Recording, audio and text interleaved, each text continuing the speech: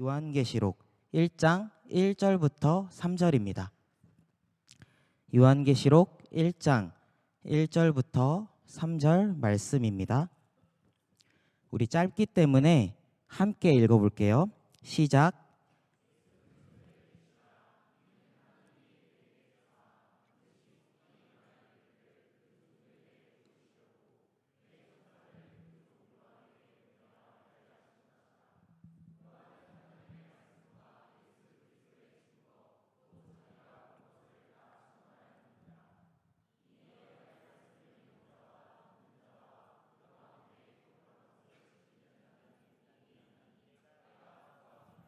아멘.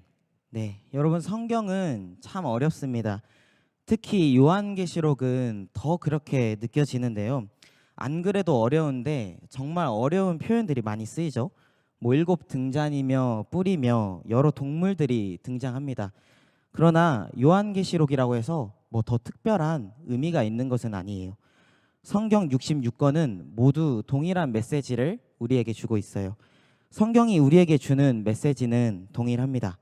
하나님이 세상을 이처럼 사랑하사 독생자를 주셨으니 이는 그를 믿는 자마다 멸망하지 않고 영생을 얻게 하려 하심이라. 아멘. 네, 요한복음의 이 말씀처럼 요한계시록 역시 하나님께서 우리를 사랑하시고 그래서 독생자 아들을 주셨고 그분을 믿고 따르면 죽지 않고 영원한 삶을 살아갈 수 있다. 그러니까 여러분 예수 그리스도께서 승리하셨다는 것을 기억하며 살아갑시다 라는 메시지가 있는 것입니다. 여러분 요한계시록은요, 네로 황제 다음으로 도미티아누스 황제가 즉위를 하고 종교적인 박해가 가장 심했던 시기라고 합니다. 당시 에베소 교회의 담임이었던 사도 요한은 반모섬에 유배된 상황이었고 그곳에서 쓴 책이 바로 요한계시록이라고 해요. 종교적으로 얼마나 핍박이 심했을까요? 저와 여러분들이 잘 아시는 것처럼 살아있는 사람을 사자에게 먹이로 주기도 했어요. 그리고 살아있는 사람을 이제 나무에 매달고 기름을 바르고 불을 붙여서 가로등으로 사용하기도 했다고 합니다. 어디 이뿐이겠습니까? 정말 끔찍하고 잔인한 일들을 많이 행했다고 해요. 이때부터 그리스도인들이 지하에서 예배를 드리기 시작했어요. 그리고 자신의 은신처가 발각이 되면 내가 일단 살아야 되니까 내 아는 이웃 그리스도인들의 은신처를 고발하기도 했다고 합니다. 이러니까 그리스도인들의 삶이 어떻게 평안할 수 있겠습니까? 그렇기에 그들 중 몇몇은 신앙을 떠나버리기도 했어요. 그러나 또 몇몇은 그냥 죽으면 죽으리라 하고 맞서는 사람들도 있었습니다. 그럼에도 불구하고 변하지 않았던 것은 무엇이냐면 그리스도인들이 신앙생활 하기에는 정말 어려운 환경이었다는 것이죠. 여러분, 이 시대에 쓰여진 책이 바로 요한계시록입니다. 여전히 자신의 목숨을 걸고 신앙을 사수하고 있던 성도들에게 요한 사도는 그리스도께서 교회를 지키시고 세상을 통치하시며 지키시고 여전히 우리의 가운데 함께하고 계신다는 메시지를 그 책에 담고 있습니다. 지금 당장 우리가 보기에는 로마가 온 세상을 움켜쥐고 있는 것처럼 보이지만 그러나 여전히 주님은 교회 가운데 살아계시고 이 세상을 통치하시고 심판하시는 주권자 되심을 이야기하며 그들에게 큰 힘과 독려하는 메시지를 전하기 위해서 이 요한계시록을 썼다고 해요. 그렇다면 여러분, 요한이 어떻게 그리스도인들을 위로하고 했을까요? 바로 오늘 그 이야기를 여러분들과 함께 나눠보려고 합니다. 1절에 보면 예수 그리스도의 계시라라고 시작을 합니다. 여러분, 계시는 헬라어로 아포칼립시스라고 해요. 이는 감추어진 것이 드러나다라는 뜻을 가지고 있는데요. 즉 요한계시록은 예수님께서 우리의 신랑 되시며 그분이 이 땅의 주인 되시고 그분께서 다시 오시는 그날에는 반드시 결국에는 승리가 있으니 우리는 예수님을 기대하고 기다리며 소망하며 살아갑시다 라는 것입니다. 그렇기 때문에 우리는 언제 종말이 오는지를 궁금해할 필요가 없어요. 이것이 맞나? 저것이 맞나? 라는 맞고 틀리고를 이야기하는 신앙생활이 아니라 예수님을 더욱 깊이 알아가는 신앙생활, 하나님을 더욱 사랑하는 신앙생활, 더 나아가서는 하나님께서 우리에게 맡겨주신 귀한 이웃들을 사랑하는 그런 신앙생활을 해야 한다는 것입니다. 사랑하는 여러분, 여러분들은 어떤 신앙생활을 하고 계신가요? 2023년 올 한 해를 예수님과 더욱 깊어진 그런 신앙생활을 하고 계신가요? 하나님을 사랑하고 이웃을 사랑하며 살아가고 계신가요? 여러분, 우리는 열매 맺는 삶을 살아야 한다는 것은 다 동의할 거라고 생각을 해요. 그런데 성령의 9가지 열매를 보면 사랑, 희락, 화평, 온유, 절제, 오래 참음 등등이 있죠. 모두 다 인간 사회 관계적인 부분이라는 것입니다. 이것이 의미하는 것이 무엇이냐면 바로 성령의 열매는 우리 인격적인 변화를 이루게 된다라는 거예요. 신앙생활은 단순히 전도를 하고 사역을 하고 세상에서 보더라도 봉사도 잘하고 남들도 잘 돕고 단순히 그런 삶을 신앙생활이라고 하지 않습니다. 하나님께서는 바로 우리들이 하나님께 어떤 사람인지 어떤 존재인지가 가장 중요하다는 것이죠. 좋은 일을 많이 하더라도 여전히 내가 하나님 앞에서 죄인으로 살아가고 있다면 그것만큼 거짓된 신앙은 없을 것입니다. 여러분, 우리 말씀 하나 같이 찾아봅시다. 이사야 1장 18절이에요. 이사야 1장 18절 함께 읽겠습니다.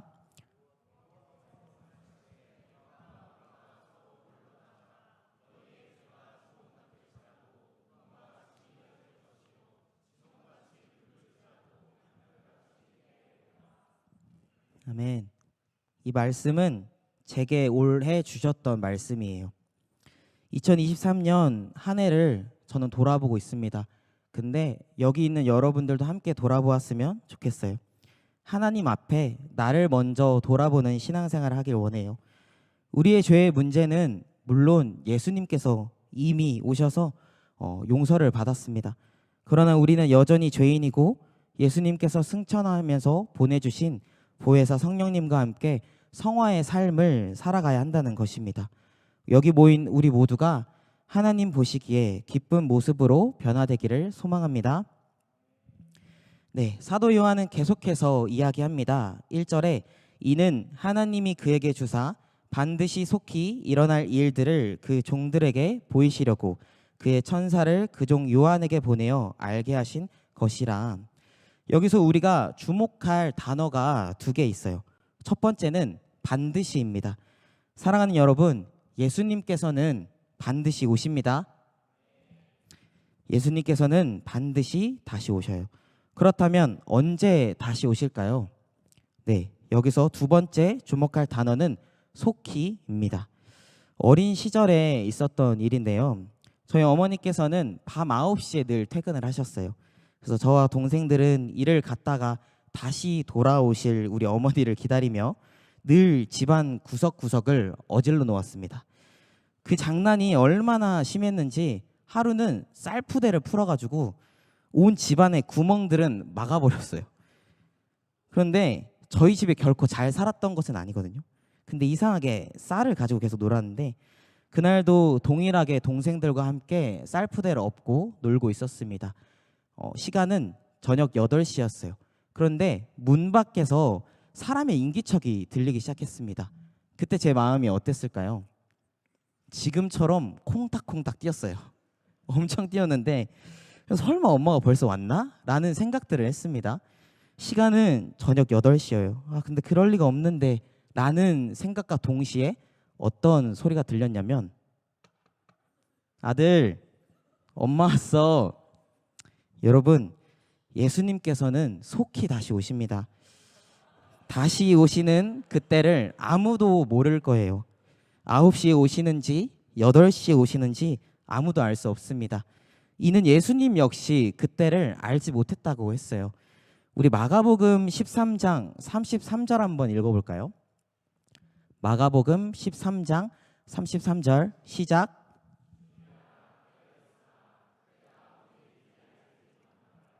네, 아멘. 하나님, 저 아직 준비 안 돼 있어요. 저 이것만 하고요. 하나님, 저 아직 결혼 못 했잖아요. 하나님, 저 취업하고 할게요가 아니라 지금 바로 우리는 속히 다시 오실 예수님을 기다려야 합니다. 그럼 여러분, 우리는 어떻게 기다려야 할까요? 저와 제 동생처럼 쌀푸대를 푸고 기다릴 순 없겠죠. 본문 말씀 2절과 3절을 우리 함께 읽어봅시다. 본문 말씀 2절과 3절입니다. 시작. 요한은 하나님의 말씀과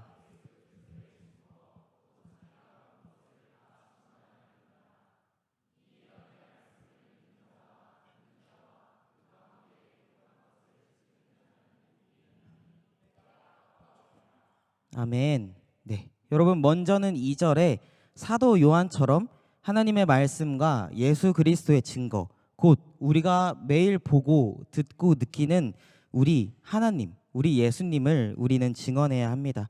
예배자로 모였다가 증인으로 흩어지는 그런 삶을 우리는 살아가야 하겠죠. 우리가 속한 모든 곳에서, 가정에서나 직장에서나 캠퍼스에서나 우리는 우리가 만난 하나님, 우리가 경험한 그 하나님을 증거하며 증인, 마르투스로 살아가야 합니다. 그리고 3절에 예언의 말씀이라고 나와 있는데요. 여기서 예언이란 그냥 단순히 우리가 모르는 미래 혹은 가까운 미래나 먼 미래의 일들을 이야기하는 것을 아닙니다. 여기서 말하는 예언은 무슨 뜻이냐면 맡길 예에 말씀 언자를 써서 하나님께서 맡기신 말씀을 의미해요. 즉 현재 말씀을 떠나 있는 백성들에게 하나님의 경고의 메시지를 전하고 고난 가운데 넘어져 있고 쓰러져 있는 우리 그리스도인들 동역자들에게 약속된 소망을 다시금 상기시켜 주는 것을 이야기합니다. 바울 역시 예언에 대해서 이야기를 한 적이 있어요. 고린도전서 14장에서 바울은 방언과 예언에 대해서 이야기를 했는데요. 방언에 집착하던 고린도 교회 성도들에게 특별히 예언의 은사를 사모하기를 권면했습니다. 왜냐하면 예언의 은사는 권면함으로 성도들을 위로하고 하나님 앞에 세우는 기능을 하기 때문이에요. 많은 사람들이 위로는 그저 공감이라고 생각을 합니다. 혹은 나와 생각이 맞거나 비슷하거나 결이 맞거나 그래서 나랑 잘 통하네? 나랑 비슷하네? 라고만 생각을 합니다. 그러니 교회에서 이제는 권면, 제대로 하나님 앞에 세워주는 동역을 할 수가 없게 되었어요. 신방을 하다 보면 이런 이야기도 많이 들어요. 너 간사님 T세요? 근데 우리는 F도 아니고 T도 아닙니다. 우리는 예언하는 자가 되어야 합니다. 마지막 때를 살아가는 서로에게 예언하는 자로 서로를 권면해주고 하나님 앞에 세워주는 그런 동역자들이 우리가 되기를 소망합니다. 네, 여러분 말씀을 맺겠습니다.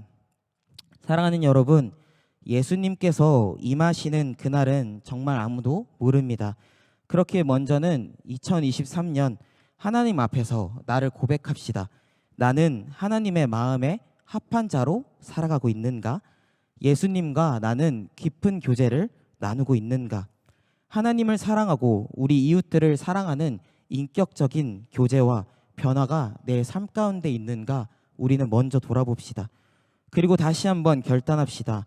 2024년 하나님의 영광을 위하여 살 것을 우리 다시 한번 결단합시다. 나의 유익이 아니라 하나님을 위하여 사는 그 삶, 내가 경험한 하나님을 세상 속에서 증거하는 삶을 살기를 우리 다시 한번 결단합시다. 특별히 우리 서로 예언하는 자가 됩시다. 서로를 권면하여 하나님께 돌아오기를, 서로를 위로하여 하나님 앞에 잘 세워질 수 있기를 우리 도전합시다. 그런 사람만이 바른 마음으로 우리 주님을 기다릴 수 있어요. 그런 사람만이 요한계시록의 마지막 고백의 말씀을 우리가 참된 위로로 받아낼 수 있습니다.